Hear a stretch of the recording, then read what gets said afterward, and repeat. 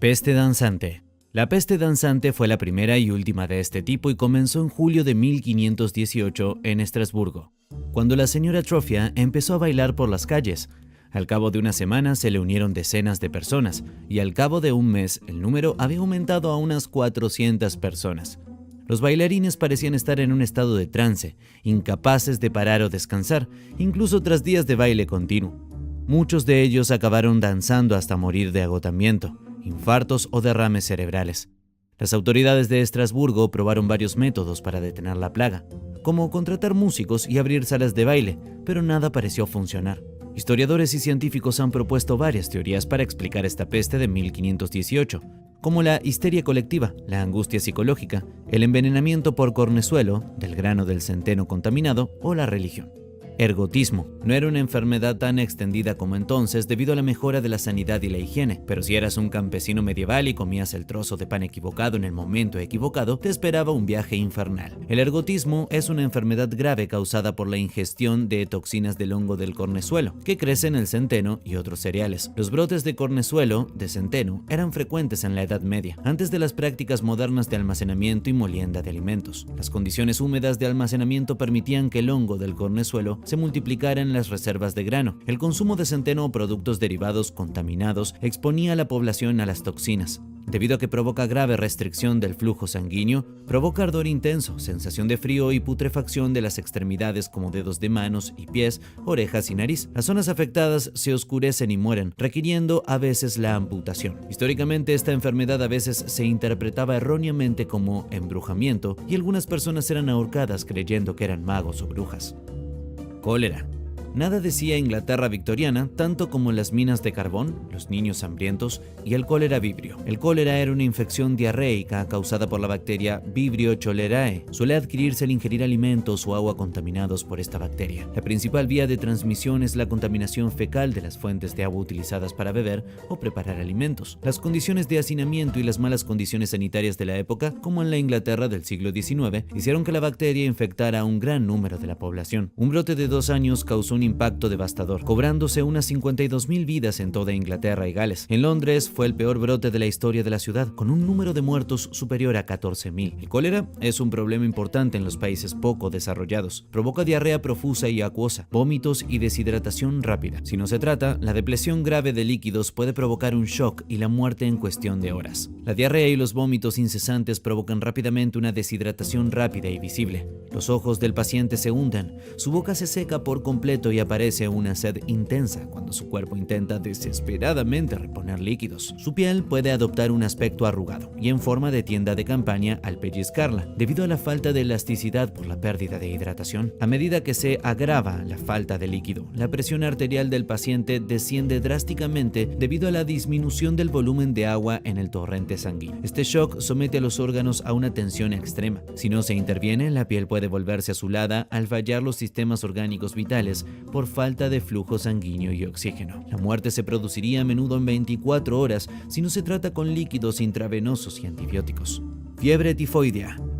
Mary Mallon, más conocida como Typhoid Mary, fue una portadora asintomática de fiebre tifoidea a principios del siglo XX. Mary era cocinera de familias adineradas de Nueva York en la década de 1900. A pesar de no mostrar signos de enfermedad, contagió la mortal bacteria de la fiebre tifoidea a docenas de personas a las que servía comida. La fiebre tifoidea comienza gradualmente con fatiga, debilidad, dolores de estómago y fiebre leve, la cual se vuelve muy alta a medida que la enfermedad progresa durante las semanas siguientes, pudiendo alcanzar 104 grados Fahrenheit o más, y si continúa sin tratamiento, los pacientes pueden experimentar una serie de síntomas graves, como delirio, niebla mental y fatiga extrema, llegando a veces al estupor. Además, las infecciones no tratadas pueden causar hemorragias gastrointestinales, que se manifiestan en forma de heces de color rojo vivo o granate, consecuencia directa de las ulceraciones intestinales.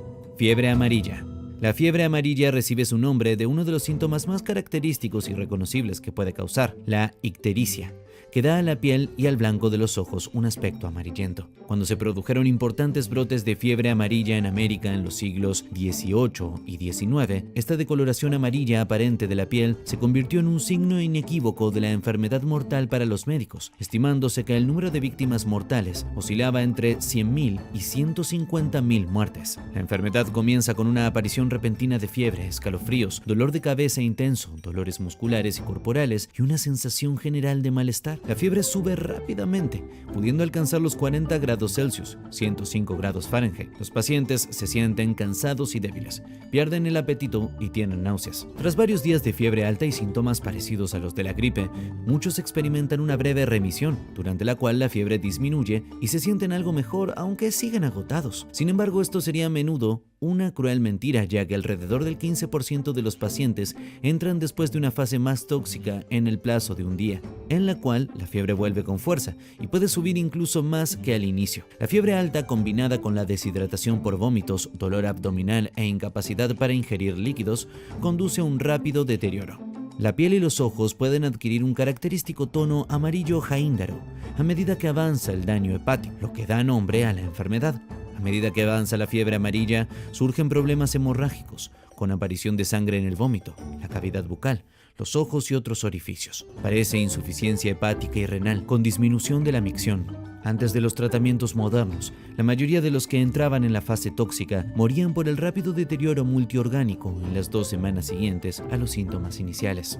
Ceguera de los ríos. La oncocercosis es una enfermedad parasitaria transmitida por la picadura de moscas negras infectadas. Estas moscas se crían en ríos y arroyos de corriente rápida, de ahí el término ceguera de los ríos. Una vez que las moscas negras infectadas pican a los humanos, depositan las larvas de Onchocerca volvulus bajo la piel. Estas larvas se convierten en gusanos adultos, que pueden vivir hasta 15 años en el cuerpo humano. Los gusanos adultos producen millones de larvas microscópicas, que migran a través de la piel y otros tejidos. Cuando las microfilarias mueren, desencadenan una respuesta inflamatoria que provoca picor intenso, lesiones cutáneas y finalmente ceguera. El síntoma más importante de la oncocercosis es el picor intenso, que puede ser debilitante y a menudo lleva a rascarse, lo que provoca daños en la piel e infecciones bacterianas secundarias. Con el tiempo, la exposición repentina al parásito puede provocar daños oculares irreversibles y ceguera. De ahí el nombre de ceguera de los ríos. La oncocercosis afecta principalmente a las comunidades rurales del África subsahariana, sobre todo en las regiones donde las moscas negras se crían cerca de ríos y arroyos de corriente rápida. La enfermedad está estrechamente relacionada con la pobreza y el acceso limitado a la atención sanitaria, ya que las poblaciones afectadas suelen carecer de recursos para tomar medidas preventivas y tratamiento.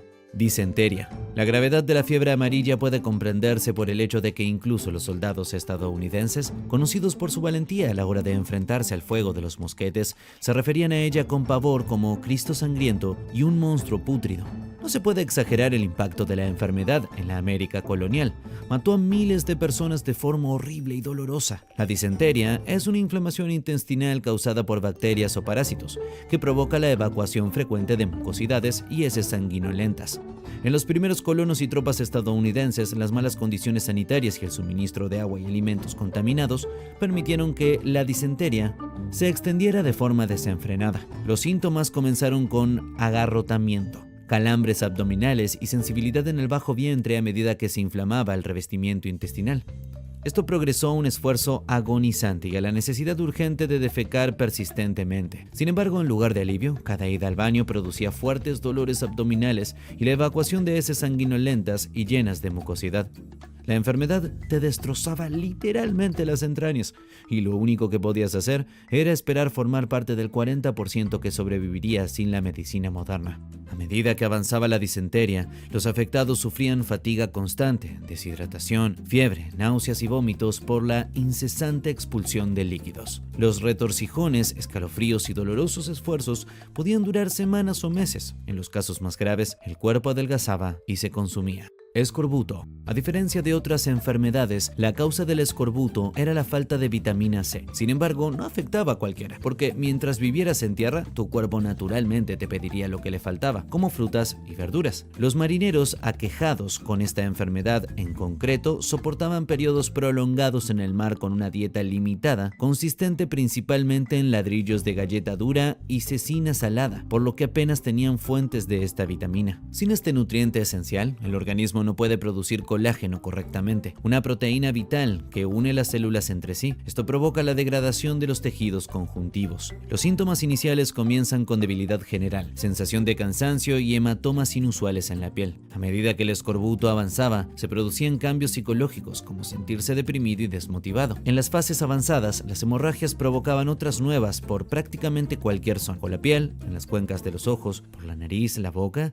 las viejas llagas del escorbuto y otros orificios. El dolor se hizo intenso y constante. La fiebre, las lesiones nerviosas, la ictericia y finalmente la insuficiencia cardíaca hacían que el escorbuto fuera inevitablemente mortal si no se trataba. En los largos viajes oceánicos anteriores del siglo XIX, los marineros y exploradores eran completamente susceptibles cuando sus provisiones almacenadas se quedaban sin vitamina C. El escorbuto diezmaba tripulaciones enteras, inutilizando los barcos en alta mar.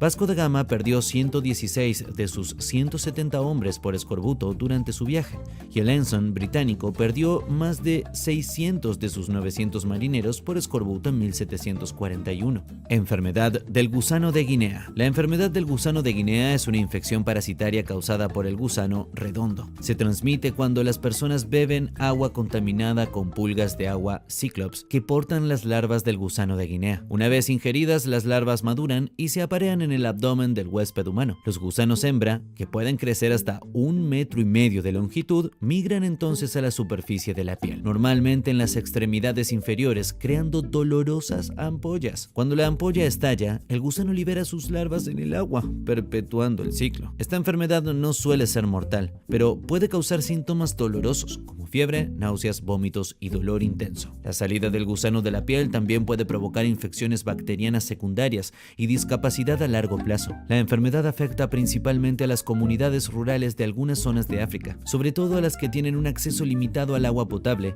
y a un saneamiento adecuado. Los esfuerzos para controlar la enfermedad del gusano de Guinea se han centrado en proporcionar agua potable limpia, educar a las comunidades sobre medidas de prevención, como filtrar el agua potable y evitar que las personas infectadas entren en las fuentes de agua, y aplicar medidas de vigilancia y contención para interrumpir el ciclo de transmisión. Gracias a estos esfuerzos, la enfermedad del gusano de Guinea se ha reducido significativamente, con un descenso espectacular del número de casos notificados en las últimas décadas. Gota. La gota es una forma de artritis que cursa con ataques repentinos e intensos de dolor, enrojecimiento, hinchazón y sensibilidad en las articulaciones, afectando con mayor frecuencia al dedo gordo del pie. Esta causa por la acumulación de cristales de urato en las articulaciones, debido a niveles elevados de ácido úrico en la sangre. Afectaba sobre todo a los grandes señores feudales, que consumían carne roja y alcohol a diario, a diferencia de los campesinos.